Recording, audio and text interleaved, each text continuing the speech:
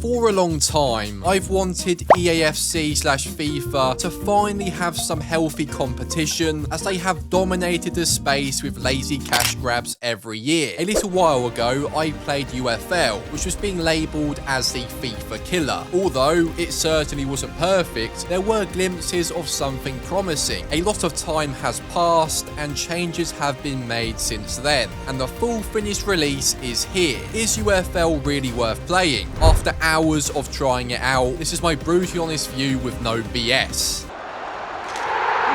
Before we can answer that question, firstly, you need to know what UFL does differently to its competitors. So firstly, it's free to play, which seems to be rare as rockin' horse shit these days. Well, that becomes irrelevant if the game sucks dog dick. It's also heavily marketed as fair to play. But what does that even mean exactly? Well, unlike other football games, UFL doesn't just rely on your god to crud credit card, and actually depends on skill to build your favourite teams. And it's actually quite easy to build a decent team without caning a load of money into it. But that's not the only reason it's fair to play. Unlike FIFA, it doesn't feel more scripted than God to flip WWE, and games actually feel fair and far more balanced. So, these initial unique aspects in UFL sound promising, but it's completely wasted if the game is shittier than your nan's haircut. Firstly, let's take a look at the presentation. Also, do not miss out on the huge Black Friday sales on your favourite games. Whether you want to treat yourself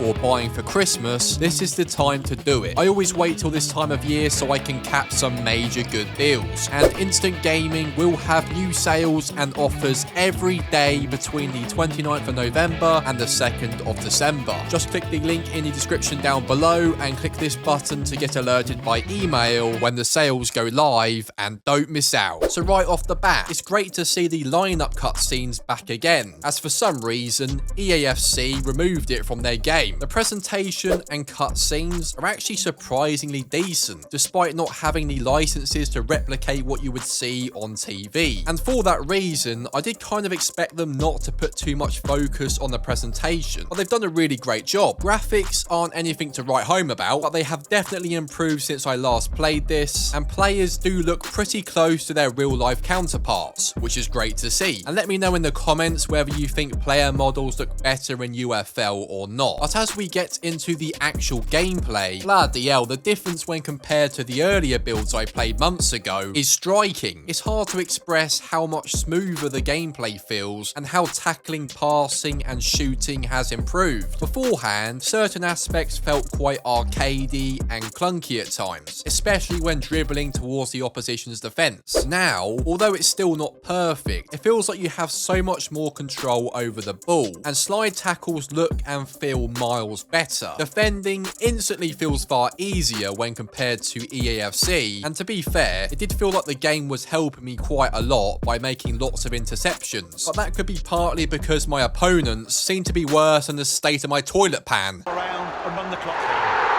Top draw, no other word for it. Shooting animations also look slick and satisfying, and scoring goals feels a bit more balanced this time. Goalkeepers who have lower ratings than my local shithole takeaway don't feel overly shit-pissed, but will make mistakes as you'd expect. And the decent keepers will actually make saves and not just let every damn goal in, despite being about 100 miles out, which is really nice to see. When scoring goals, I did also notice a lot more celebrations this time around, and it's great to see something different from the boring as piss celebrations we've witnessed over and over again in FIFA. It's very refreshing, what can I say? So before we talk about the game modes, how does the gameplay hold up overall? I have to say, I was actually quite surprised by how much it has improved since I last played it. Yes, I'll be the first to admit it's not perfect, and it definitely feels less refined than FIFA/eafc, but you would kind of expect that when EA have been making those games for Christ knows how long. Regardless, the gameplay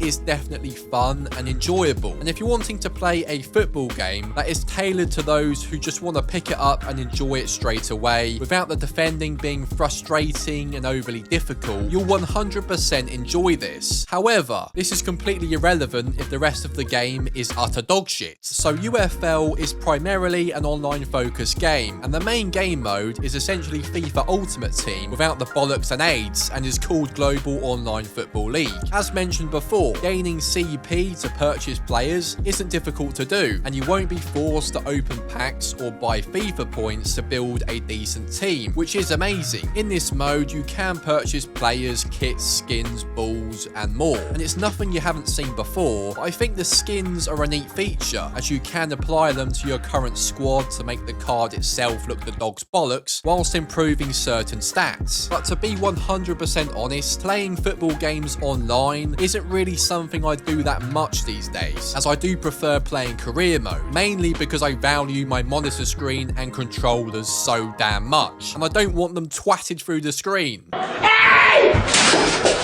After playing this Ultimate Team-like mode in UFL for quite a while now, it does definitely feel a lot more relaxed when compared to Ultimate Team, and less rage-inducing. So aside from Global Online Football League, you can also play offline split screen with friends, or even just against the CPU, and there is a training mode, but that's pretty much it. Hopefully in the future, we will see a career mode added, as this is something I would love to play, as I'm not a massive fan of online modes, mainly because they just piss me off so damn much. So now we get to the all-important question. Is UFL worth playing? Is it truly a FIFA killer? So despite UFL being free to play, which is amazing, and the gameplay being solid for the most part, UFL does have one major drawback, which may or may not put you off, and that is the lack of licenses, which means the game will not feature your favourite team's kits, stadiums, and the presentation and on-screen graphics